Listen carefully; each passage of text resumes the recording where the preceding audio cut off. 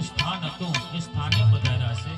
રામદેવજી બાપા માણસોને આજ્ઞા કરી કે તમે અહીંયા સમાધિનો ખાંડો ગાળો.